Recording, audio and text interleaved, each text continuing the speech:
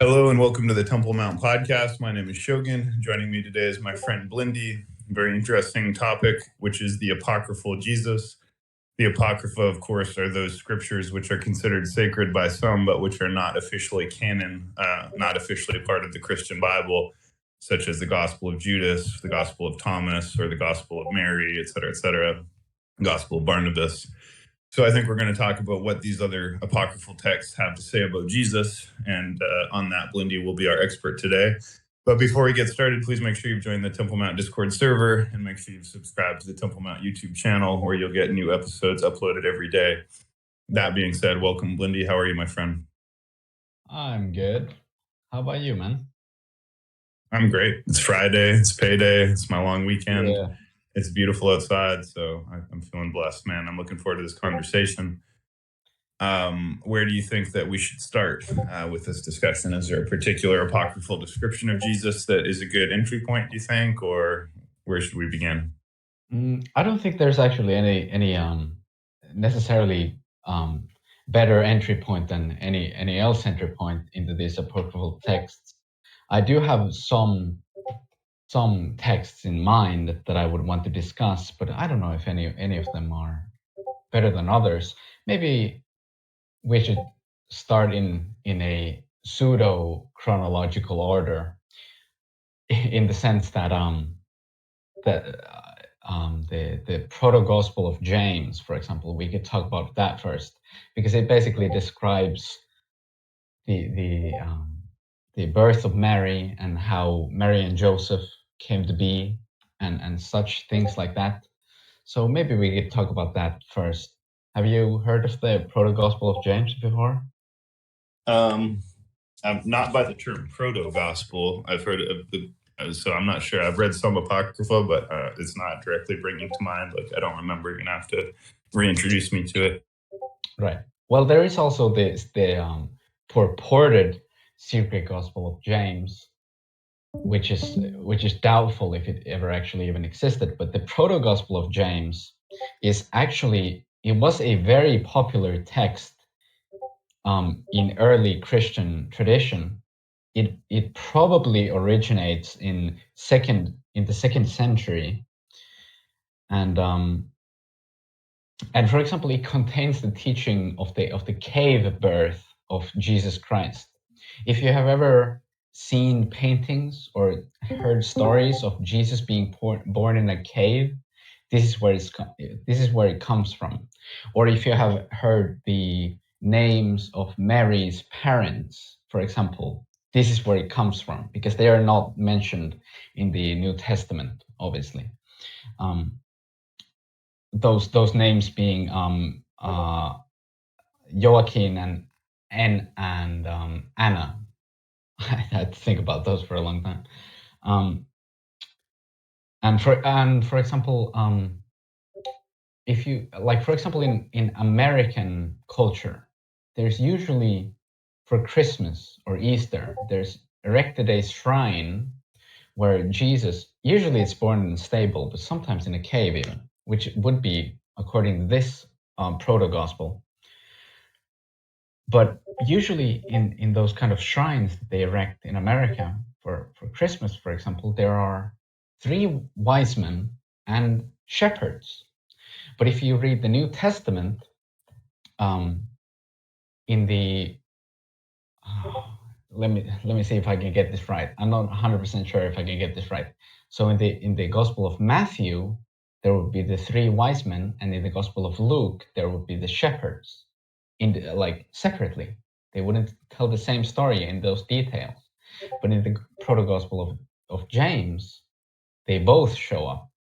Now, we have to make the distinction that in the Proto-Gospel of James, the 3 wise men show up 3 years after Jesus is born, but still they both show up, which obviously, because this is written in the late 2nd century, this would indicate that the writer of the Proto-Gospel of James had read the Gospel of Matthew and Luke and copied from those.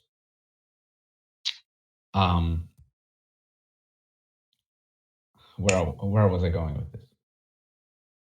Oh, well, I could make this point here, I guess, is that the three wise men are mentioned in the Proto-Gospel of James, but usually where people get that three wise men thing from is from the amount of gifts that these wise men brought.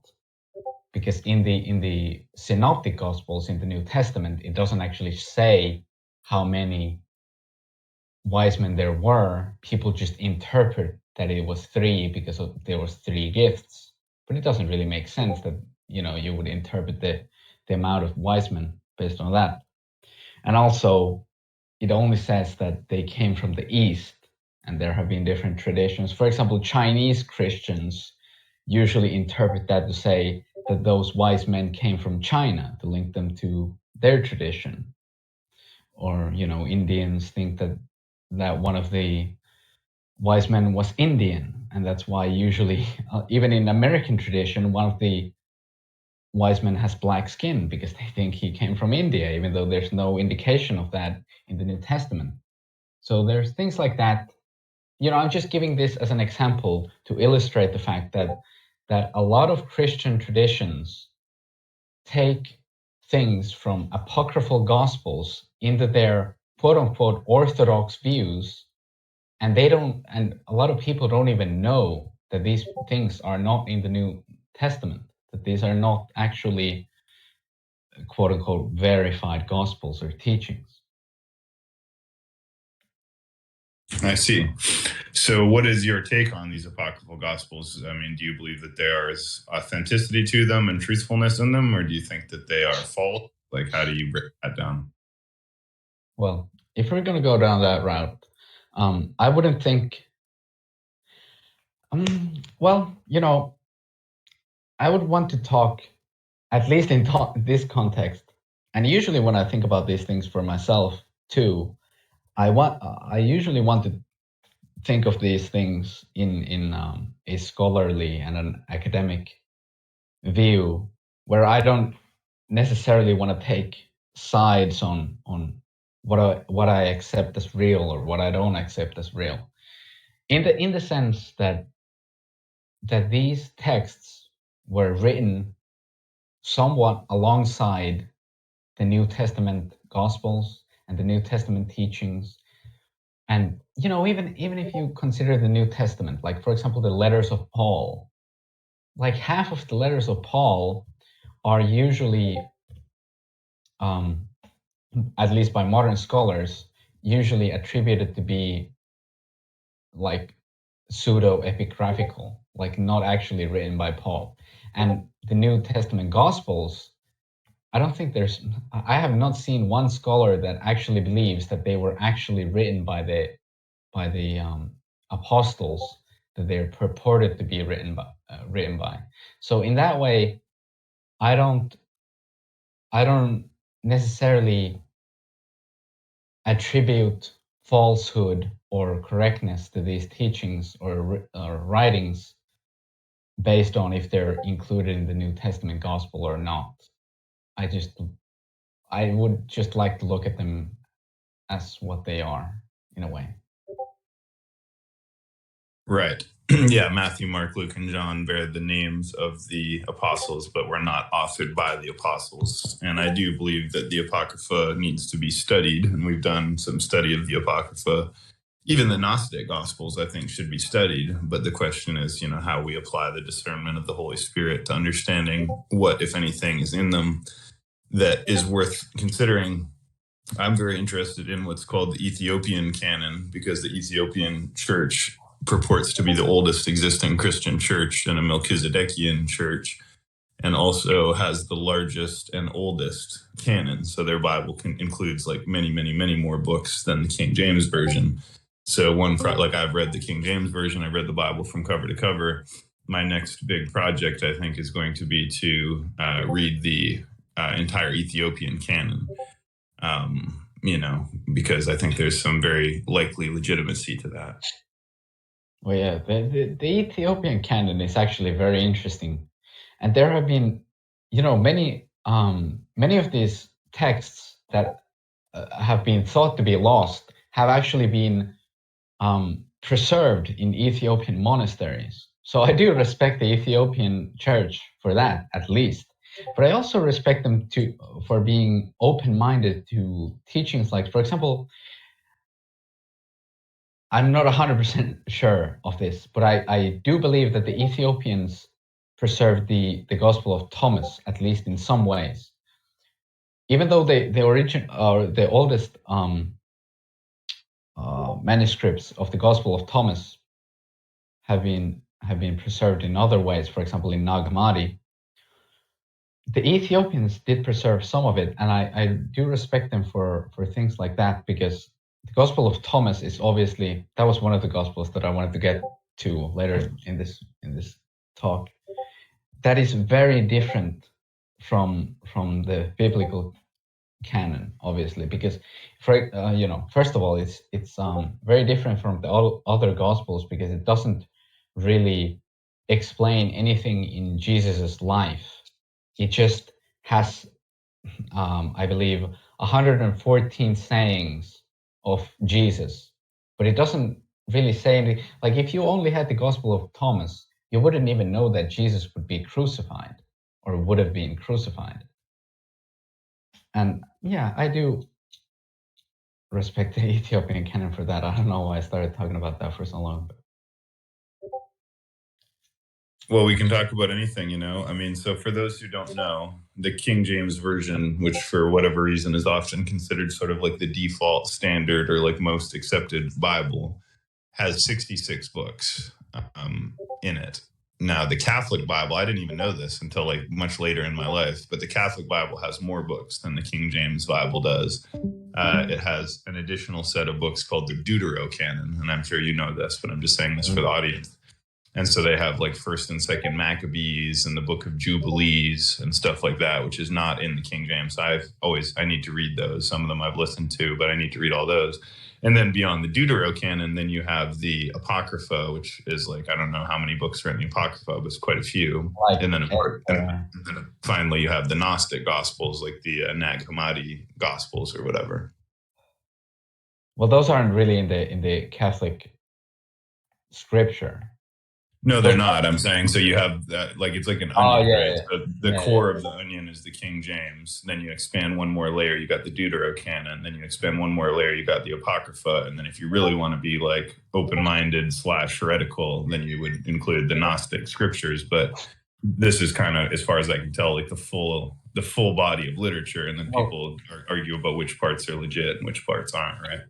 Well, here's where that comes from, if I can talk about that. The like, for example, Fourth Maccabees and all those books that are usually, like, for example, if you buy a full Protestant Bible, it will include the Old Testament Apocryphon in there.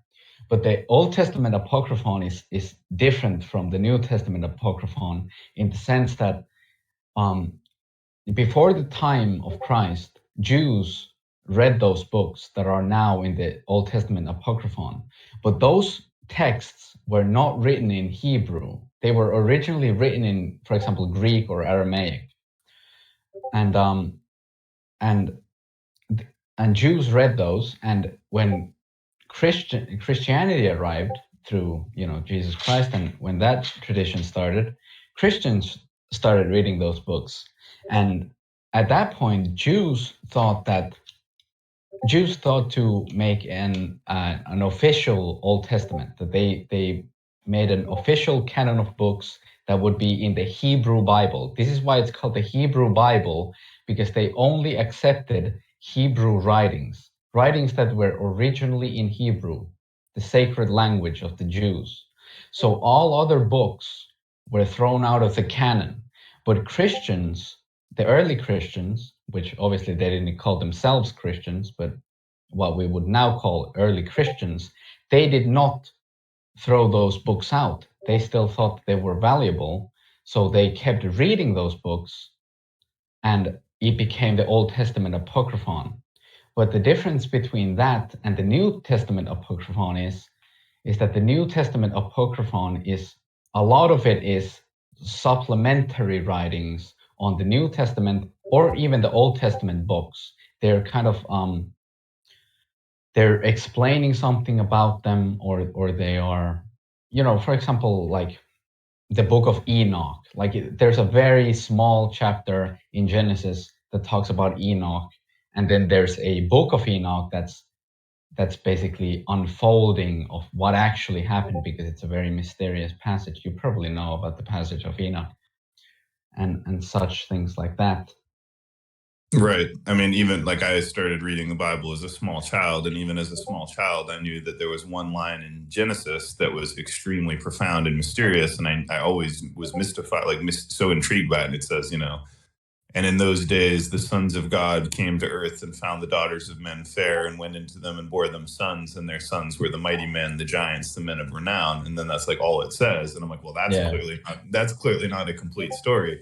And then you read the book of Enoch, and it's like, holy crap, this is like the most important like key to understanding everything, and it's mysteriously not in the Bible. And in my opinion, the book of Enoch has to be considered valid because it's referenced by the other books. So it's like, if we're accepting that the Bible is legitimate, and then the authors of the Bible evidently considered Enoch as legitimate, then by extension, Enoch is legitimate. And of course, Enoch is in the Ethiopian Canon. So I think, the removal of it is probably part of this broader conspiracy to hide the truth of the Bible and distort it, which I've talked about in some of my podcasts. Yeah. Well, but should we move on with the topic? I mean, yeah, of course. I mean, you can go in whatever direction you want. This can be a presentation. I've been kind of just in talking with you, but if you have like anything you want to get to, please go ahead. I appreciate that, though.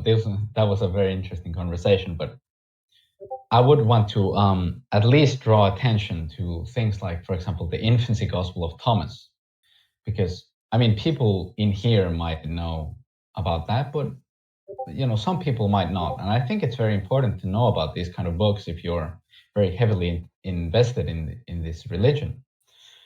For example, the infancy Gospel of Thomas, I believe it was it is purported that the earliest writing of it probably comes from the 2nd century, but that has not been fully confirmed, but somewhere around there.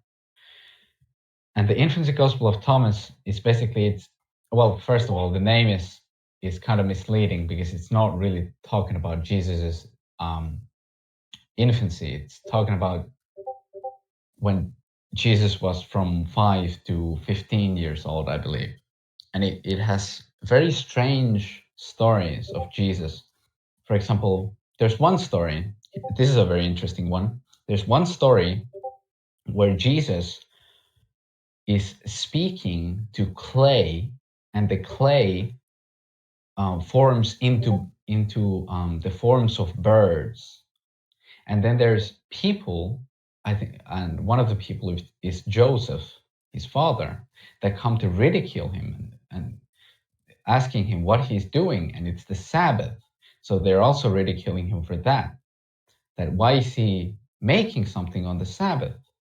And then Jesus claps his hands, and the clay birds turn into live birds and fly away. And here's why that I think this story is very fascinating. Well, first of all, it's also referenced in the Quran, which is very interesting because it's not in the New Testament, and it has not been accepted by the early church fathers like Clement or Irenaeus or Origen or something like that. But it is in the Quran, so it was very influential in its time. And also, I think it's very interesting because I think this is in the story, I think this is a reference to Genesis, where God made the earth from water. First there was water, and then he made earth, or the land, by speaking. He made it through his word. Just like Jesus in this story is making live things out of his word. And also what I forgot to mention is he makes 12 clay birds, which it is not certain, but could be attributed to the 12 constellations in some way, that the 12 heavenly rulers. But anyway, he is making things with his word. And later in the gospel, he does things like, which are also very peculiar. He does things like he kills a young boy because this boy bumped into his shoulder, and the people condemn his actions, but they also say everything that this child says comes to be, just like God in Genesis. Also, there's different interpretations of what this type of literature means, that Jesus bumped into the shoulder of this child and he killed him. You know, some scholars think that this might have been a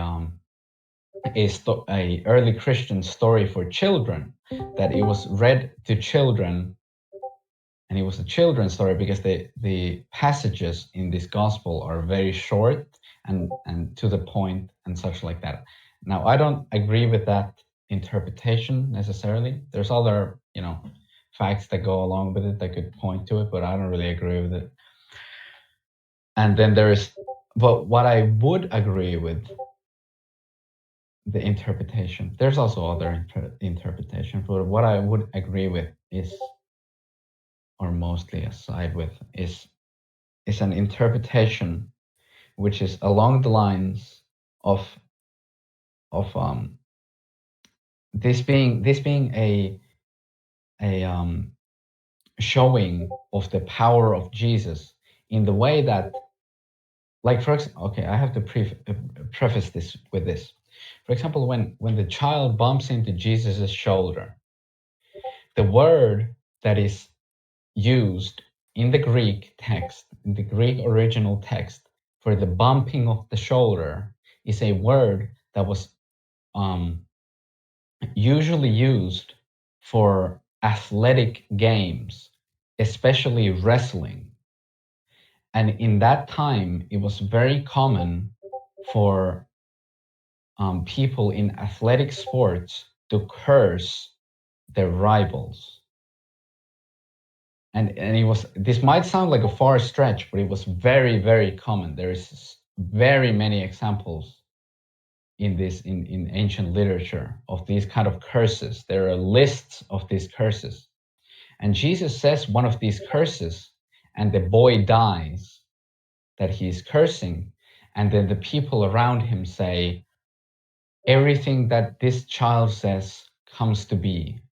So I think a good interpretation that would actually make a lot of sense of this would be that Jesus, as a child, used one of these curses that were very popular, but because he is the Son of God, because he is God, his word actually becomes reality. Just like when he was making the clay birds and they came to life, when he clapped his hands and wanted them to fly away. That's the Gospel of Thomas in short.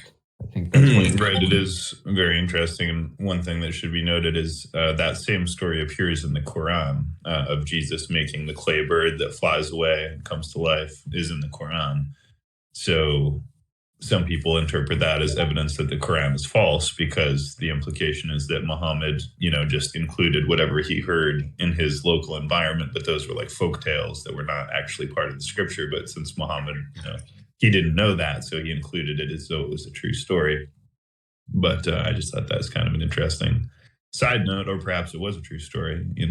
Certainly it doesn't seem likely from a Christian point of view that Jesus would have, cursed and killed a child, right? Because that would mean Jesus was not sinless, because, why would you murder a child, with some kind of like ritual curse? So definitely doesn't sound like a true story to me, but an interesting story nonetheless. Yeah. There was also there was also a theory about the infancy Gospel of Thomas, where some scholars purported that there was very likely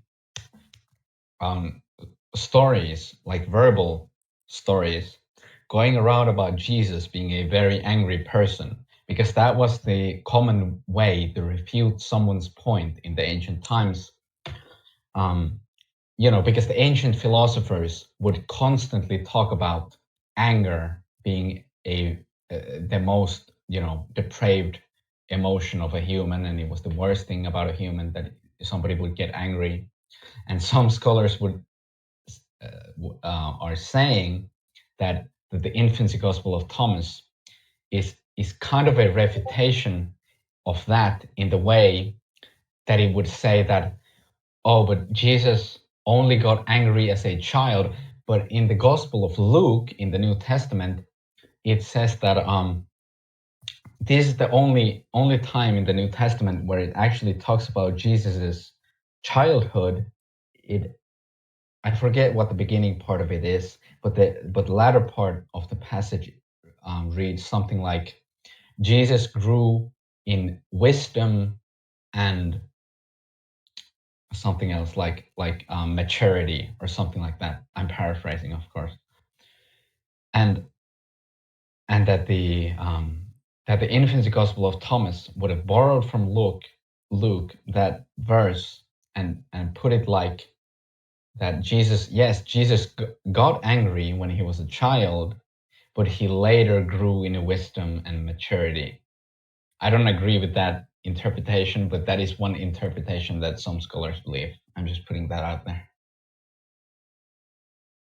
So this is rather strange. I've heard somebody tell me that there's an apocryphal account of Jesus as some kind of like spider being or like spider alien. Are you familiar with this at all? No, I don't know about that.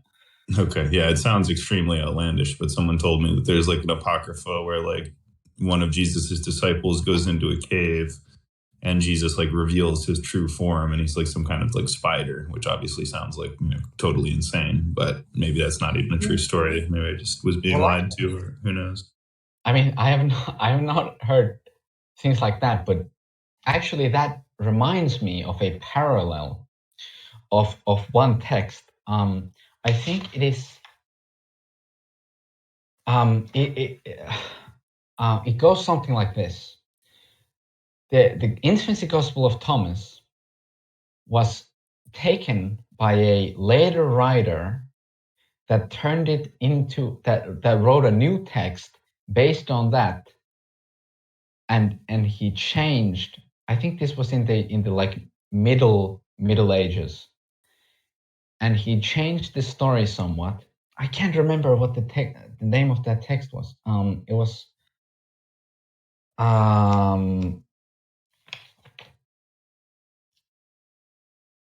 yeah, I can't remember. Anyway, he wrote a text based on the infancy gospel of Thomas.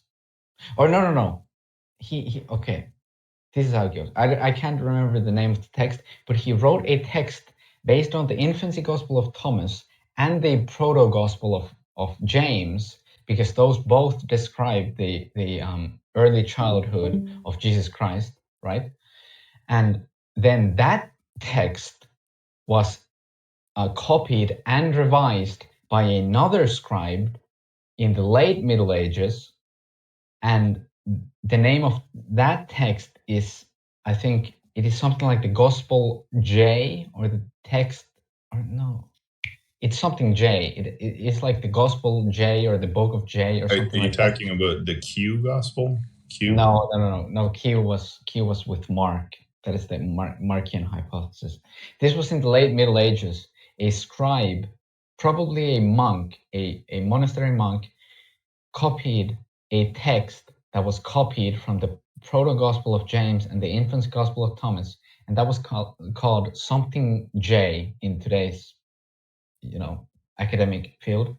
And that text has a story that is based on the Proto-Gospel of James in a way where Jesus is born in the cave, and when Jesus is born in the cave, dragons come out of the mountain and try to kill Mary and Joseph, but 2-year-old, I don't know how, but somehow in the text, Jesus is born in the cave, and then he's 2 years old, like instantly, and he tells the dragons to go away, and I think he recites a passage from the Psalms, which references Leviathan, the dragon, and he like refutes them to go away, and they obey him and they wither away or something like that. Like that's the only parallel that I could think of. Well, that's actually extremely interesting because I've done a podcast called Yahweh the Dragon, and it talks about the dragon influence in the Bible. Leviathan is essentially a dragon. Serpent is actually a pseudonym for dragon. So when we say serpent, we mean snake. But in the old days, if they said, they would also call a dragon a serpent. So like in the Lord of the Rings, they go Smog, that old serpent, but they mean a dragon. They also use the term worm, and Leviathan is a dragon. And then there's this draconic figures in the Bible. There's fiery serpents that torment the people of Israel. It describes Yahweh having smoke and fire coming out of his nose and his mouth. Yeah. And so and they talk about the dragons of the earth. And also in the book of Revelation, there's an account where Mary or some woman flees into the wilderness and she's pregnant and she has a baby, and the dragon comes and tries to eat the baby. And it seems to be somehow about a dragon trying to kill baby Jesus, which again, we know that Satan, the god of this world, is called the great red dragon. And obviously Jesus came to defeat that great red dragon. So of course the great red dragon would try to destroy Jesus as a child, because he knows that ultimately, Jesus is going to defeat him. And this all ties into the St. George and the dragon. And, the whole concept of slaying a dragon and of the dragon versus the knight is like a huge thing, right? There's like a holy warrior who has to kill the dragon, and the dragon is Satan, and then the dragon tries to kill the baby and the woman. Yeah, well, let me think about it.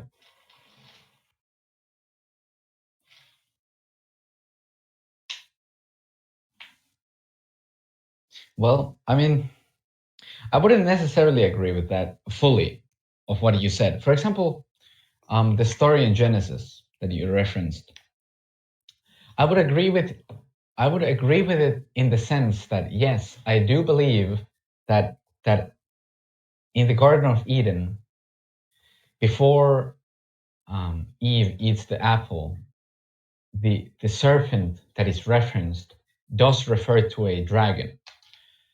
But after Eve eats the apple and God comes into the picture and he curses the serpent, he curses the serpent to I don't remember the exact wording, but something like crawl on its belly for eternity. And I think at that point, the serpent is transformed into an actual snake.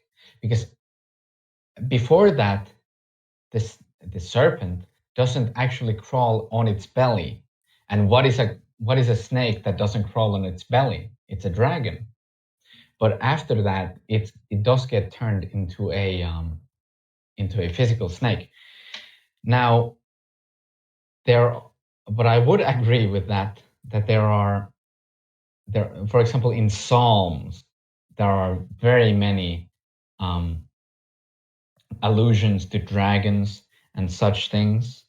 And there's one Bible passage that is, that's what I was trying to think about.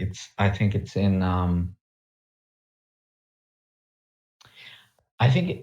Isaiah.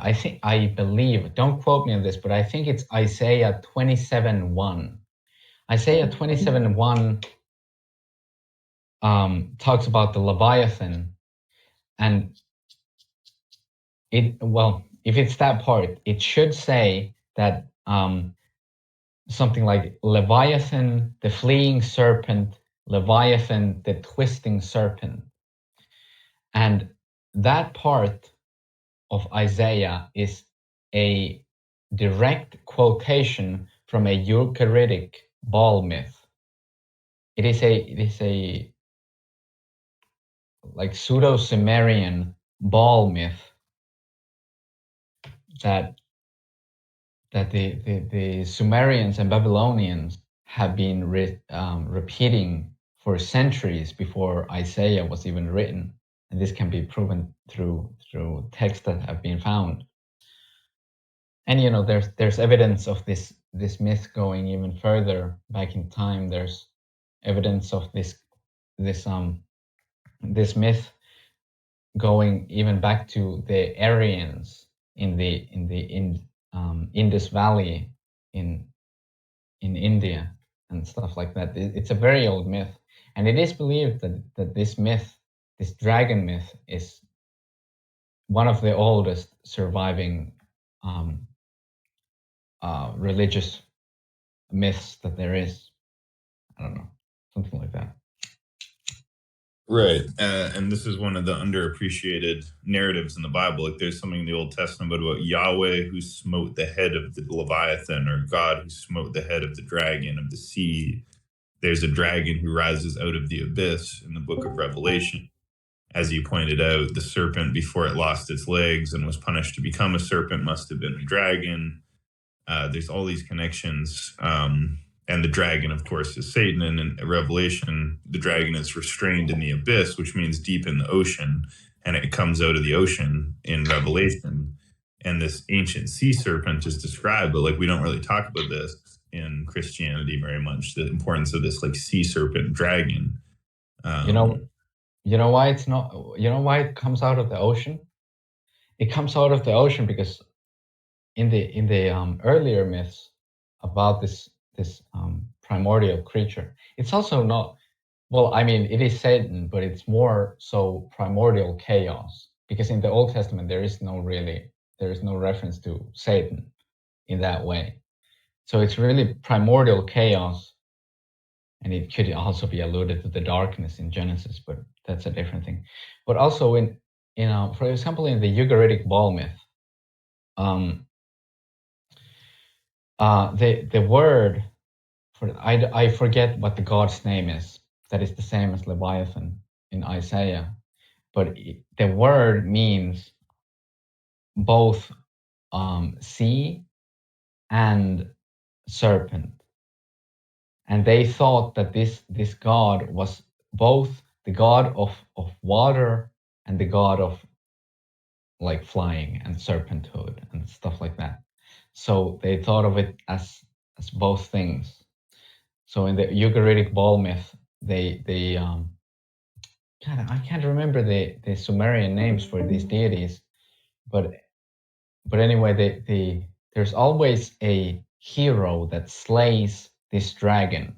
And for example, in the Ugaritic ball myth, the hero drinks the water of the ocean at the end of the fight, because he has to drain the oceans also to defeat this being, because he is the god of the oceans as well. He is the oceans as well. So that's why in the Bible, Leviathan is a sea serpent, because it meant both a serpent and water in the earlier myths. Right. I've heard it said that, it says in the beginning, the world was without form and void, and darkness was upon the face of the deeps. So before God begins his creation process, the earth is a watery wasteland of darkness. But the idea is that in that watery wasteland of darkness was a sea serpent, like a primordial sea serpent who existed before God's creative process. And so this is, like you say, like the dragon of chaos. And if you look at like Hebrew depictions of the world, it shows like a sort of a flat earth under like a snow globe type firmament with pillars. And then there's waters above and waters below.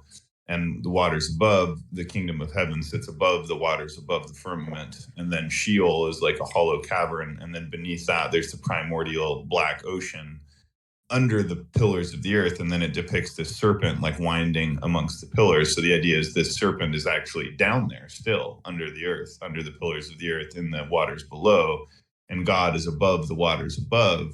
And in the book of Revelation, it talks about the serpent will come out of the abyss. So I take like this kind of literally, right? This is like, you never hear Christians talk about taking these things literally. They always think, oh, well, all of these must represent different countries and things like that, like the beast and the dragon and the many-headed beast. And like, honestly, I'm not so sure. I pretty much expect like a giant dragon to actually rise out of the sea and like at this point in history. But we'll see. Yeah, we'll see. We'll see. We have like 15 minutes left, right? Yeah, that's right. We want to try and keep this episode to an hour. This has been great. Do you think we should, do you have any closing thoughts? And then do you want to see if maybe there's a few questions? How about this? I have some of the rest of the Gospels that I wanted to go through. Should I go through them like speed running for the last 15 Well, minutes? we can push back the 5 o'clock episode, so don't feel like a huge rush. Like, take your time.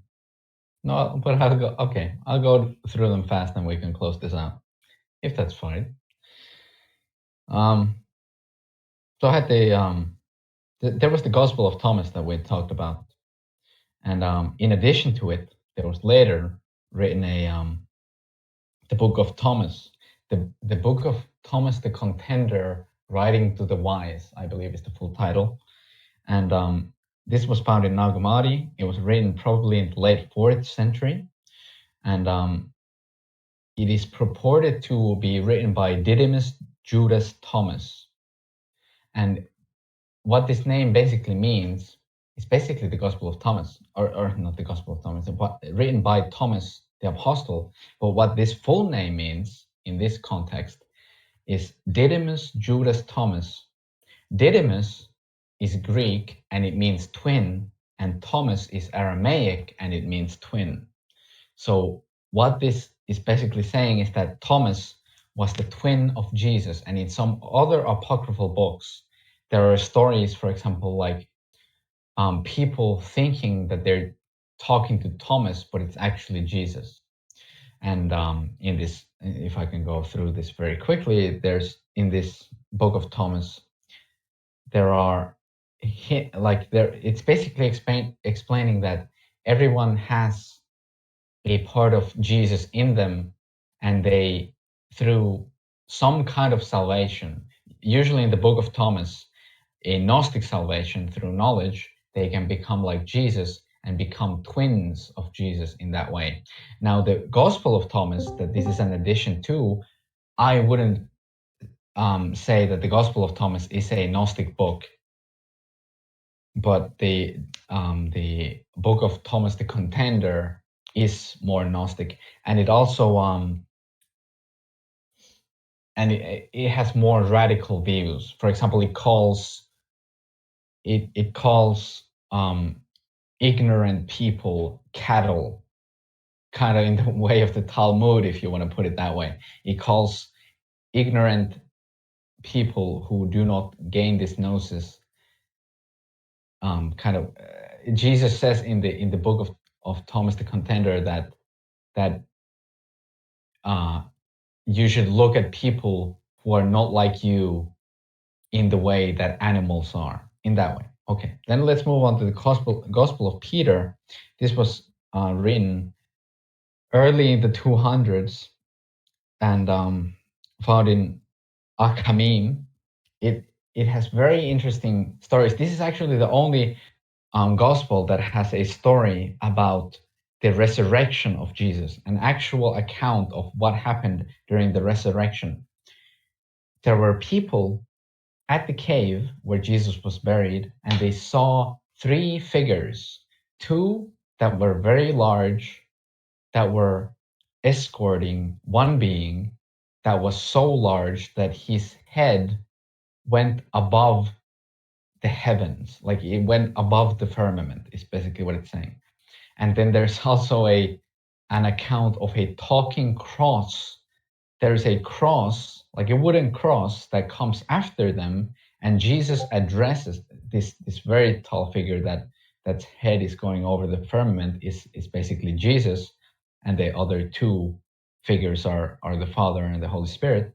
And Jesus addresses the cross and actually says things to it like, through the cross, people will be saved, like through you, people will be saved. And there's also similarities in the writings of Clement of Alexandria towards this, where he really says that the cross is like the symbol of the saved people, and the people should revere the cross and such.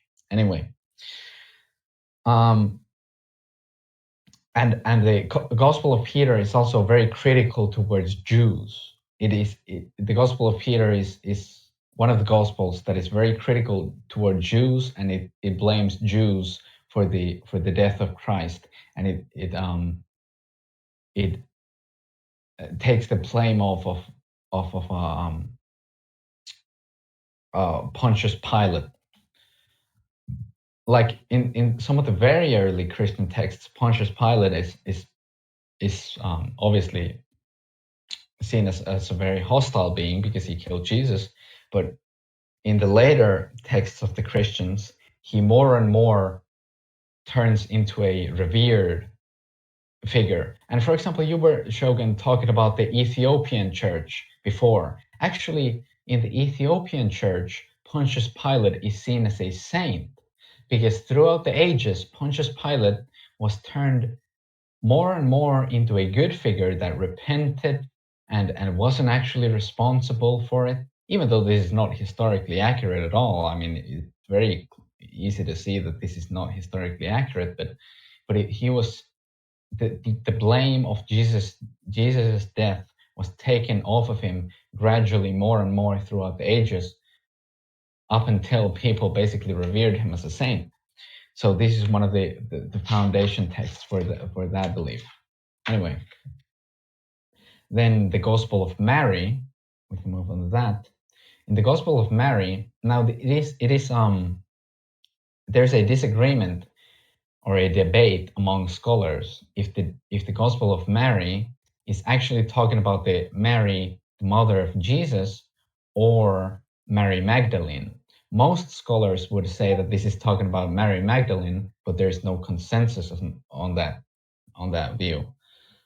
For example, what happens in this gospel, for example, is this is like depicting a scene after Jesus's death, and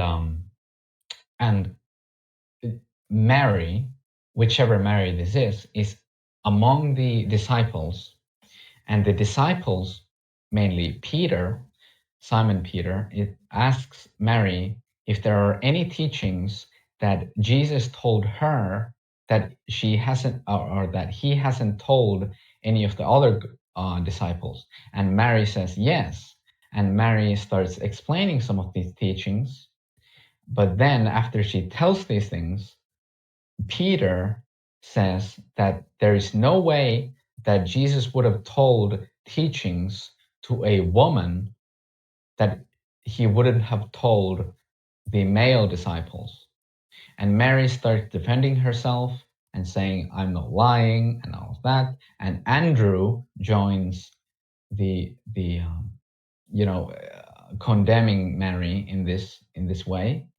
But eventually the disciple or the apostle Levi says that Jesus did love Mary more than us, and he probably did tell her these teachings, and so on. And also here's a pretty nice point on this. I do believe, and a lot of scholars do believe, that that in this story, Peter represents some form of masculinity, and Mary some sort of femininity. This would tie back to I forget what apocryphal gospel it would be. It might be the secret book of John, where this would be talked about. When Peter criticizes, when Jesus is still alive, and Jesus is there, and all of the 12 disciples are there, and Mary is there, Mary Magdalene. And Peter says to Jesus, why is Mary here? She is a woman. She is not worthy to be alive. And Jesus says, Mary is worthy to be alive because Jesus will make her male. And we have 5 minutes left. I don't really have time to explain that point. Basically, I don't want you to feel constrained by the time limit. Like, just take your time. We can continue past. Yeah. Okay.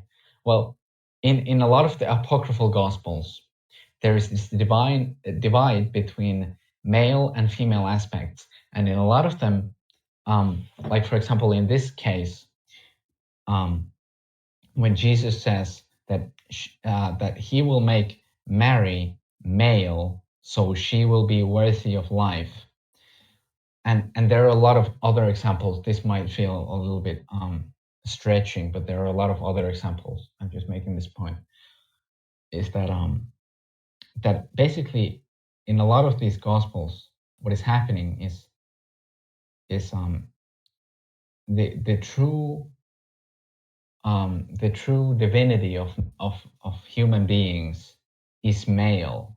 And what I think this comes from, where I think this comes from is Greek translations. How these stories were originally written in Greek, words like nous or logos or stuff like that, they were male terms, because Greek has a gender specificity for each term, and these were male specified terms. And the body or the material thing would be seen as female. So it's not necessarily that it's bad that Mary is a woman, but it's more so that the body is a feminine thing in the Greek specificity of these terms in gender, in gendered terms. And for example, like all of the angels in the New Testament, they are all described in male gendered terms, and all of the higher divinities are all male gendered terms. So what this is, I think, saying, obviously, no, I cannot prove this for certain, but this is what a lot of scholars believe, is that what these are basically saying is that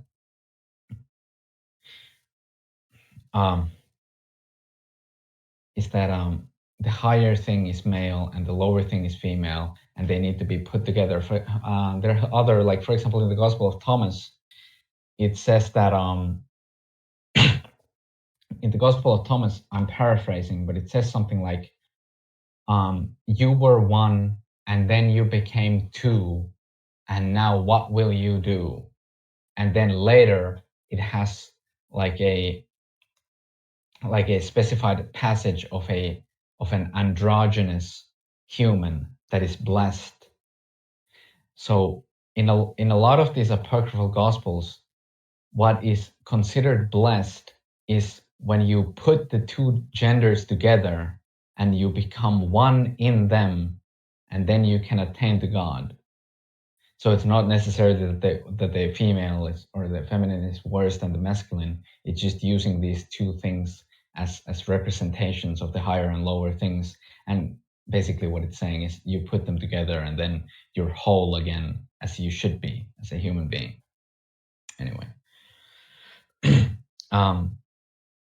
And also there's a point in the Gospel of Peter, or no, the Gospel of Mary, where Peter is betraying Mary, and there's a connection to the conversations of Bartholomew that you referenced in the beginning of this podcast, where there's a very similar account, but instead of Levi interrupting, it's Bartholomew. Anyway, then the Gospel of Judas. The Gospel of Judas is probably the most Gnostic text that we have talked about thus far, and basically the only text that we could certainly say that it's Gnostic. Here, basically, Jesus reveals to Judas cosmic revelations, and he tells that he will be the 13th daimon, which basically means that he will replace Yaldabaoth or Nebro or Saklas or whatever you want to call that, Demiurge, as the earthly ruler. And Jesus, for example, asks the disciples, what do you think I am? And in this Gospel of Judas, only Judas gives the right answer. He says that you are like I think he actually uses the word explicitly. He says that you are the emanation of Barbelo, but I cannot say the name of where you actually come from or something like that. And this is basically a throwback, if you want to call it that, to New Testament gospel, where there's a similar conversation, but in this conversation, Simon Peter is the one that gives the correct answer. And in both of these cases, Jesus then berates the disciple that gave the correct answer. And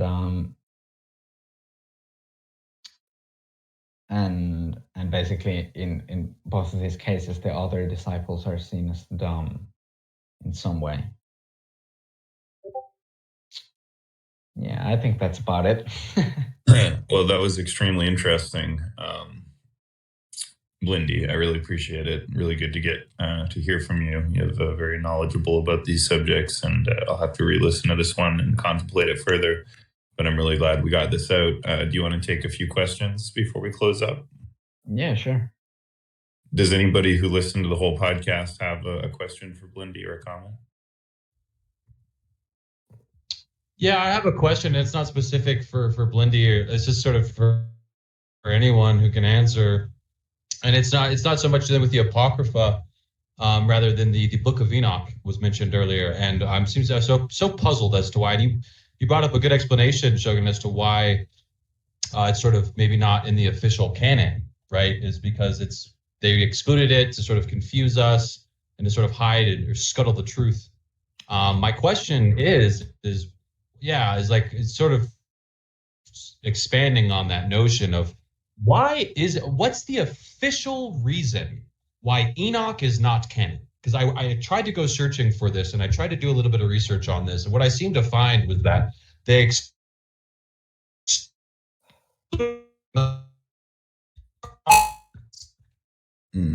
I just don't know what that. Yeah, you lagged. You roboted, but I think we understood your question, which is why was the Book of Enoch excluded? Do you have an answer to that, Blindi?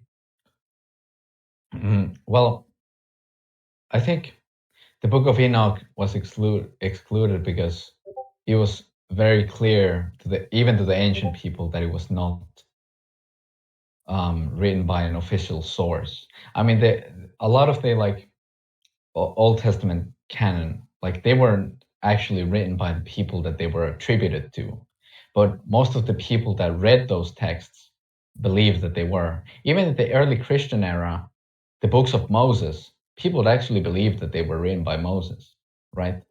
But obviously now we can clearly see that they weren't. There's no way that a single person wrote these texts. But I think for the books of Enoch, and also the books of Enoch, the theology in them is so different from practical Judaism that when the rabbinic culture came about, when the Pharisees were running the temple in Jerusalem, and the Essenes were living in Qumran and writing their own texts, and after the fall of all that, when the rabbinic culture came to be, the rabbis couldn't incorporate those texts in any way into the Jewish canon because they couldn't fit the theology in them. And then there's also things like even the New Testament Apocryphon, a lot of these texts, because obviously the Book of Enoch is, even in the text, it is somewhat mentioned that it's somewhat of a secret thing. It's not written to be a public teaching. So in the New Testament Apocryphon, a lot of the things that were called secret, they were not called secret because they wanted to, that they were actually secret. They called them secret because they knew that people would realize that they were that these texts weren't nobody had read these texts before, that they just popped out of nowhere, because obviously these people wrote them in the 5th century, and people would be like, well, why hasn't Irenaeus or somebody wrote about this before? So they said that they were secret, and they were buried under a house, and they were found hundreds of years later by some guy that had a revelation.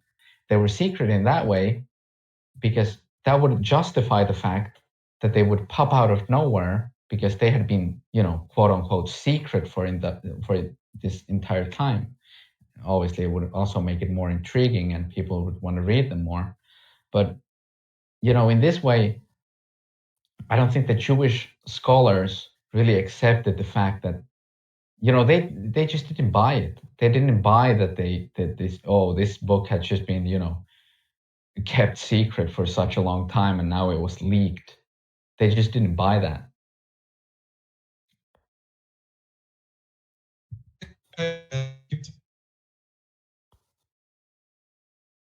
Yeah, great question, Sign. I think we'll just take one more question. Do you have any questions fully loaded? Or anybody else? Okay, if not, thank you so much, Blindi. Do you have any closing thoughts or messages for people to take away from this podcast? Well, I can say this. Think about what you actually know and try to admit to yourself when you don't know something. That is very, very wise, yes. What do they say? The fool believes he is wise, and the wise man knows that he is a fool, right? Yeah. Or as Socrates said that, I know that I don't know anything. How about that? There you go. Beautiful point. Thank you so much, Blindi. We appreciate you sharing your knowledge. Hope to have you back on the podcast again soon. I know you had several other interesting topics, so whenever you're ready to do another one, let me know. I'd love to record another one soon. Thank you very much, Shay Gorath, for recording and everybody for listening and your questions. We are now going to almost immediately move to a Bible study on the book of Psalms, led by Fully Loaded. So please stick around for that if you can. Shay Gorath, if you're able to record that as well, please do. And that being said, make sure you join the Temple Mount Discord server. Keep an eye on the announcements channel. We have tons of new episodes coming up, like 3 or 4 a day for the next 3 days. So you're not going to want to miss those. And if you can't make them live, or even if you can, make sure you've subscribed to the official Temple Mount YouTube channel. We got tons of great episodes there and new ones being uploaded all the time. So you don't want to miss anything. Please subscribe, join the server. And that will conclude today's podcast on the Apocryphal Jesus. Thank you, Blindi. Thank you, everybody. God bless. We'll see you next time. Oh, yeah, and don't take the mark of the beast.